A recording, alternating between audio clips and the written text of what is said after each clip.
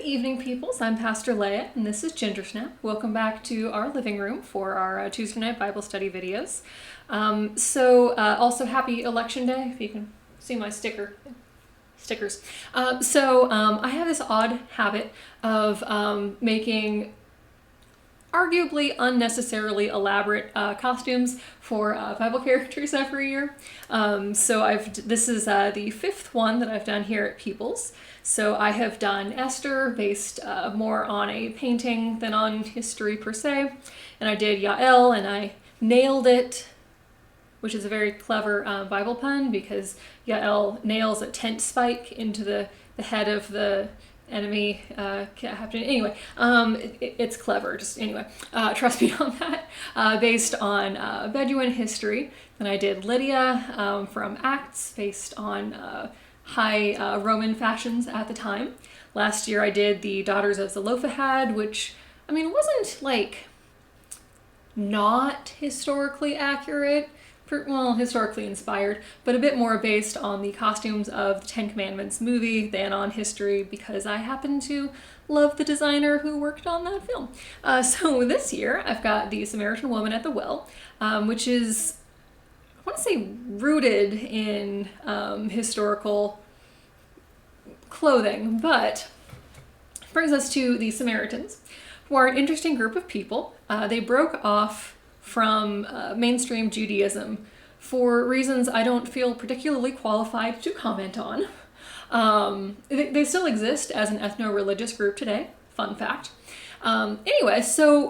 Because they were always kind of a smaller group, and particularly in the first century when we have our story today, they're really not hanging out much with the Jews, so they're kind of there isn't very much historical evidence of what they wore.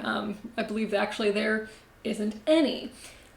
So I was kind of going for a generally Greco-Roman Mediterranean first century outfit, but with some adjustments that made sense to me. Creative license, I'm hoping. So anyway, as a refresher, we've got our story from John 4. So Jesus is out traveling as he does a lot. So he comes to this place called Sychar, where the Samaritans are. And there's this woman who comes to the well, and it's midday, which is a weird time of day to get water because that's when it's like super hot. And speaking as an indoor cat myself, I don't go outside when it's super, super hot. So she must have a very compelling reason to go in the middle of the day when she would be by herself, whereas the rest of the women would have been getting water earlier in the morning when it was, not super hot. Anyway, so he's hanging out at this well, and so the Samaritan woman comes by, and she's not given a name. In the Orthodox tradition, she is named Fotina. That's neither here nor there. I'm not super familiar with Orthodox traditions, so I'm not quite sure why she's given a name in that branch, but not in anyway. So anyway, she walks up, and Jesus is like, "Hi there, hello, excuse me, would you mind getting me a drink of water?"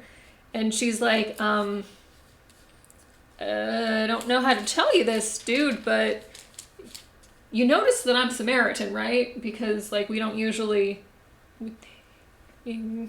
But Jesus, being Jesus, is chill about these social differences that would otherwise keep them apart. So, it would have been considered unclean for Jesus to have drunk water out of the same cup that the Samaritan woman had. History is complicated. Anyway, needless to say, Jews and Samaritans didn't like each other. So, so she's like, "Are you sure you want water from me, though? Because, no, I'm not saying no, but, anyway." And so Jesus is like, "Well, if you knew who I was, then you would be asking me for living water." Which... I think that if I encountered a random stranger who started, offering me living water, I would be a bit bewildered. honestly, and probably try to play it off. And so her response is, you have a source of water that it is endless, so I wouldn't have to come to the well every day. That sounds cool. Can I get some of this water? Why is this weird person talking to me? I'm so confused right now. But of course, he's not being weird. Well, I mean, in the sense of using an unusual metaphor, I guess. But anyway, living water is, the Holy Spirit and then the Word of God, etc., rather than like literal water that you could drink. So then Jesus is like, hey, can you go grab your husband for me? And the woman is like, oh, I don't have a husband. So he says, yes, that is true. You have had 5 husbands, and the one you are with now is not your husband. So this bit of dialogue gets a bit loaded. Quite a lot of people throughout history have painted the Samaritan woman as some kind of temptress, adulteress person with loose morals. Anyway, but like, it doesn't say that. It doesn't say, she was going around stealing other people's husbands, or she was leaving husbands on a whim. It just says she's had 5 husbands. And there is a conversation in the Gospels about, hypothetically, a woman has 5 husbands. When she dies, like in heaven, which one is her husband? So maybe like all 5 of these husbands died, and she's just got bad luck, or was living through a plague or something. We don't know. Or maybe she just had a whole series of bad luck, and so husbands kept leaving her. We don't know. But also some people want to get on this of Jesus is kind of like, you've had a bunch of husbands, rude, how dare you, sin. But there's no judgment from him. He's not saying, even though you are a sinner, I will offer you living water. There's no context of that. What he's doing is telling her details about her life that he, as a rando, would have no reason to know. And by that, she's like, you know things. You're tell me more, basically. Yeah, so anyway, she realizes that he's a prophet and has some kind of special knowledge, and so immediately she starts asking questions about Mount Gerizim versus Jerusalem, the main difference between Jews and Samaritans that I would comment on, because this is not my field of study, where the holy place is. So there was a temple on Mount Gerizim. At this point in history, it was destroyed like 100 years ago, and some war with the Romans. That was always a thing. Whereas the Jews had a temple in Jerusalem. And so, Jews thought that the Jerusalem temple was holy and the place where you went for high festivals. And the Samaritans thought that their temple on Mount Gerizim was holy and where you went for high festivals. Neither temple is currently where they were. They weren't rebuilt after the last time they were destroyed. Anyway, so you wouldn't be able to visit them. You could visit the site of them, but anyway. Yeah, so the woman's response to learning that Jesus has a special knowledge is to say, okay, so the Jews worship in Jerusalem, but my people worship here on Mount Gerizim. Who is right? And what Jesus says is, it's not an either or. It's not that one place on earth is holier than any other. And God doesn't particularly care where your prayers are coming from, as long as you are living out a good and faithful life and loving God's people. It's not the where, it's the spirit behind it. So anyway, then she's like, okay, now we're getting into some philosophy here, a little bit over my head, but I do trust that the Messiah will come to us, and then he will explain everything, and maybe I'll understand then. He's like, well, good news for you. It's your lucky day, because I am actually the Messiah, as it happens. And she's like, well, strange man at a well knows things about me that he shouldn't know, and he's connecting some dots. And you are the Messiah. Wow, okay. And so she runs off to tell everybody in town, and she leaves the water jars behind. So then at this point, Jesus' disciples come back, and they're like, oh, how's it going? And so he says some more metaphorical, esoteric things about he has a source of food already. And they're probably like, dude, it's the hottest part of the day, and we were just out like buying food so we could all have a snack, and you're telling me that like you didn't need us to go out in the hottest part of the day to buy a snack because you have food already. Jesus. Yeah.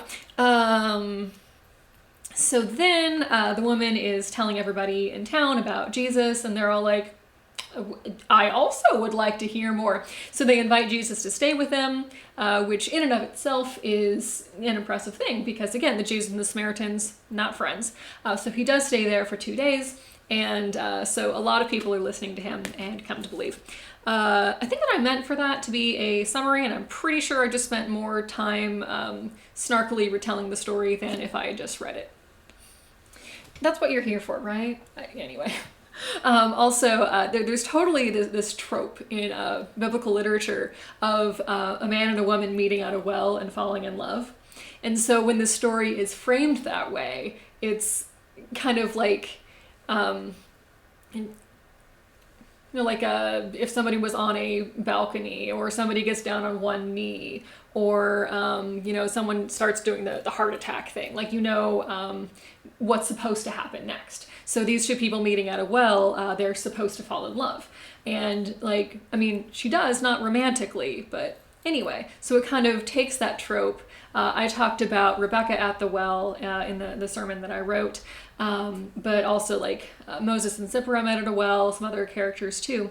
So there's multiple times throughout the Bible, and it ends in romantic love, except for this time, because this time is something different. So we're taking the trope that you're familiar with and doing something completely different with it, which, Jesus in a nutshell, really. Anyway, so one thing that I've really come to appreciate about working on all of these costumes is we sort of think of Bible times, right? And Bible clothes. And it's the long robe and the sash and some kind of thing on the head and a walking stick. If you're a shepherd, right? You're sort of familiar. Every church universally has the closet with the costumes for the Christmas pageant. And so we think of Bible clothes. But the Bible was written over a long stretch of history, a couple thousand years, and addresses very different cultures and peoples, climates even. There's individual groups of peoples within the Bible. It's not just one. So there's a lot more diversity than we might think of at first glance. And of course, different regions have different access to dyes. So colors are different. Maybe hemlines are different, or the weight of the fabric is different depending on how hot it is, or what kind of job you're working in. So there is a lot more diversity there. Although to be fair, the Bible clothes that we tend to think of, they're close enough, honestly. Anyway, so starting with the colors. So there were a few colors that I picked before I went to the fabric store that I wanted to use that were based on dyes that would have been accurate to the time and place. And so I wanted a shade of blue that might have come from a plant called woad, W-O-A-D. If I were organized, this would be a great moment to click in a picture of actual woad dyed linen on screen, but I don't have that set up, so you'll just have to trust me that it is very similar to the shade of blue, which is not a shade of blue that I found at the fabric store, so I dyed this myself with I think 2 different shades of blue and 1 shade of a teal. Yeah, I overthink things. So woad was a really, really popular color. It's taken from the leaves of this flowering plant that is in the mustard family. Fun fact. And it's kind of a slightly green toned blue as opposed to indigo, which is a slightly more purple blue. And I think that woad contains like the same kind of things that are in like the true indigo plant, but in a lesser quantity. Chemistry is not my wheelhouse. Anyway, so we know that ancient Egyptians would sometimes dye wrappings for mummies with this color, and it's a pretty color. I vainly wanted the most flattering color to be the one around my face, because I'm secretly a vain person. Anyway, so that's the blue. So the yellow, if I can show off, it should be more of a yellow. This is slightly a mustard, but I was looking at all of the options of the fabrics, and I thought, oh, I really like the texture on this one. It looks kind of, maybe uneven, asymmetrical, handmade. It's kind of sort of pleaty and stretchy, and like I really like the feel of this fabric. So that was a terrible decision, because this was a really hard fabric to work with because it's stretchy and uneven, and also it is like 3 layers of fabric together, so it was hard to work with. And this is the only piece of the costume that I actually used a pattern for, and it's very hard to cut a pattern out of fabric that keeps bunching up. Anyway, so this might have come from a plant called weld, W-E-L-D, sometimes called yellow weed, which is such a unique and creative name for a plant, that gives you a yellow dye. And that was a joke. Anyway, so this was a very well-used color, and as far as we know, this yellow was used before people were using woad or madder to dye clothes with. So I guess people really like yellow. Yellow is not great for my skin tone, so like it's fine with me that it's slightly more of an orangey, almost, kind of the mustard kind of orangey, but I didn't want this one next to my face because I do not have the skin tone for it. But someone who was, tanned and living in the Middle East probably would. So then we have the red shade, which I did not have to dye this, so this was very accurate color-wise to the color that I was going for, so that was great, and it's a nice, linen and very easy to cut and work with. So this could be similar to a shade of red from using a natural dye from the madder plant, M-A-D-D-E-R, D as in Delta, which is a plant in the coffee family. So I guess, there's one good thing that coffee has given us. Coffee is gross, in my opinion. And so the madder was used to dye clothing from like ancient times up until the 19th century, when we started to synthesize artificial colors and branch out more. But like this was a popular color, and fair of these 3 colors, this is the one that I would probably be most likely to actually wear. It is a very pretty blue, but it's a little pastel for me. I'm not super with the pastels, though my blue hair is kind of faded a bit to lavender, so disregard that. I need to touch it up. Anyway, these are all plant-based dyes that the Samaritan woman might have had access to. So in terms of pieces of the costume, start off with this underdress with long sleeves, possibly overly long. I like long sleeves. I feel like I should not be able to see my wrists. I don't know why. So I put a bit of trim around the edges, thinking that would make it maybe easier to roll up, if she needs to get her arms into something. So this is the only place where I put trim on the yellow dress. I meant to put some around the neck, but I ran out of time. Also, if you weren't aware, I hand sewed most of this, especially anything that is visible. I did almost all of that by hand because I overthink things and hate sleeping apparently. So anyway, in my mind, the underdress would be maybe thicker, more sturdy fabric so that it could be worn with different kinds of overdresses, mantles, whatever, so that you have, your everyday working outfit and then your, nice festival dress, essentially. It's not, she wouldn't have had anywhere near as many clothes as I do because it's the 21st century and I don't have to weave the fabric for my own clothes and dye it myself. Also, only men would have worn undyed clothes, and bright colors were popular, so they needed to be colorful. So an Israelite woman would definitely have sleeves, and I was kind of thinking that even if the region has been kind of Hellenized by this point, there would still be a lot of carryover from ancient Israelite clothing. So definitely wanted to have long sleeves. So this is somewhat similar to a kashnef, I think is how the Hebrew word is pronounced. I did not do very well in Hebrew. Did much better with Greek. Anyway, but the word ketaneth is very linguistically similar to the Greek word chiton, which is a kind of similar dress clothing style. And I don't know if those are like actually related, but they do sound similar, so I don't know.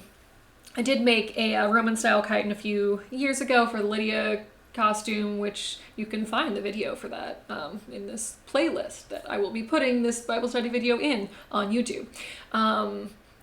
So this is again the only piece of the dress that I used a pattern for on the most difficult fabric to work with because I hate myself anyway, but it is basically like a tee. And so the pattern was for the sleeves, because sleeves are tricky. If you haven't made a garment with sleeves, they're kind of finicky. So then we get to the red overdress, which it was supposed to be this really basic tunic, right? So you make a tube out of fabric, you close up the sides, and then you sew up most of the top except for, a hole for your head. And then you cut out 2 holes for arms and, put your arms and head through and bam, there's your tunic. Maybe tie something around your waist. But me being me, I was not satisfied with that basic idea. And so I added a kind of high slit up one side, and I made a loop with the trim so that I could tie it into the sash so that the skirt is pulled up, because I was thinking that way if you were carrying something in your skirt, then that would free up one hand. If you're, carrying something, then like I said, I made some adjustments that made sense to me.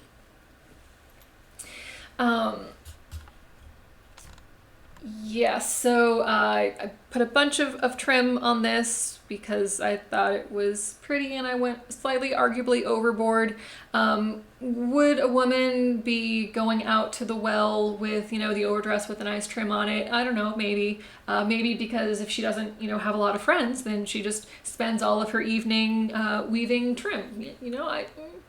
Last year I theorized that, if you're camping in the desert for 40 years or whatever, then you've got a lot of downtime to work with beads. And so you end up spending 16 freaking hours making a necklace. And there were no beads in this costume. 0 beads. There were never going to be any beads. No beading this year. Tangent. Yes. So it could be argued that a more Israelite overgarment would have been a simla, which is more like a cape or a coat than like a tunic. But I personally was quite warm Sunday morning. And also I figure she's going to the well the hottest part of the day. If she has a simla, she's going to be leaving it at home. So the sash I kind of figure could be dyed from kind of a combination of madder and indigo, or possibly some henna in there. It's definitely a very dark kind of burgundy. One fun little thing that I did with it, where's the middle? It has a pocket so I could put like a cough drop in it around my waist, just a little bitty pocket, but I thought it was clever. All clothing should have pockets. And if you don't understand why, what's it like benefiting from the patriarchy?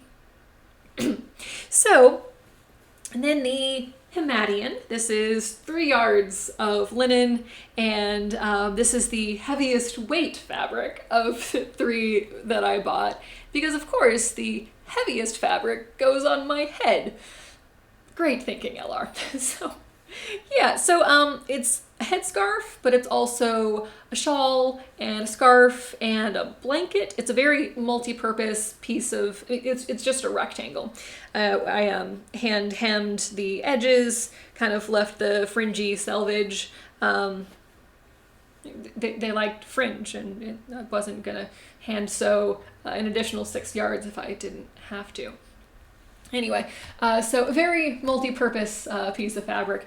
So I styled it as kind of a Greek Himadian because I wanted to cover my hair, because middle of the day, kind of want some sun protection, and also like my personal, anyway. So I had initially planned to add a toggle to it, little closure, to connect the ends to keep it kind of more in place, but I ran out of time, so I hope nobody noticed that I had a safety pin. Anyway. Yeah, so anyway, so these are all made out of either 100% linen, I think the red is, or a linen blend. Obviously, it wouldn't have been a polyester linen blend in the 1st century, obviously, but I mean, I was buying what was at the fabric store, and that was, remotely in my budget, so wool could also have been an option, but again, linen is less expensive, and so that's what I went with. Dyeing my own fabric was definitely an interesting experience. I just did it in the washing machine, so it really shouldn't be as impressive as I like to think that it should sound, dyeing my own fabric. I just chucked the fabric in the washing machine, poured some dye on, and ran a cycle, and it came out this gorgeous color. It's like, oh my gosh, I expected it to be blotchy and uneven, and this is a solid color. That's awesome. So maybe I'll dye fabric again at some point, or clothing. Anyway, yeah, really should have done that for the Lydia costume to have that experience, but neither here nor there.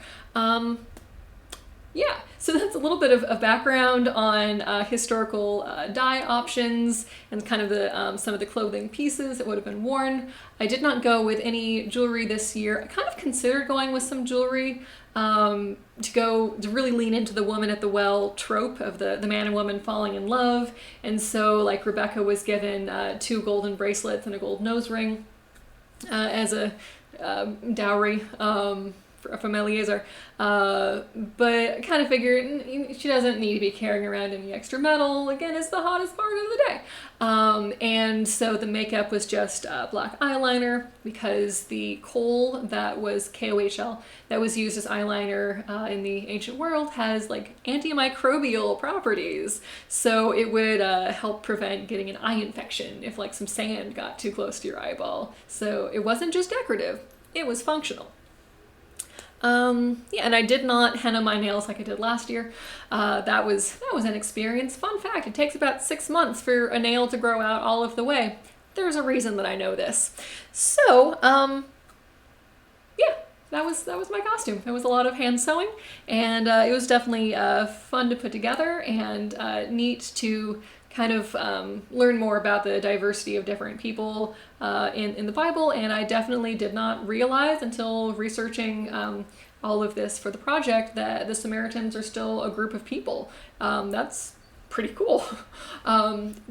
Wouldn't even have occurred to me. So yeah. Anyway, I hope that some of you might consider joining me for our game night tomorrow night on the 2nd Wednesday of the month. We do a game night over at the lounge at the church. I will be bringing snacks. I think I'm making maple brown sugar cookies this month, TBD. So come and join us. It'll be fun. Kind of low pressure games, really easy to learn. Yeah, should be fun. So we're going to say good night to the people. Good night.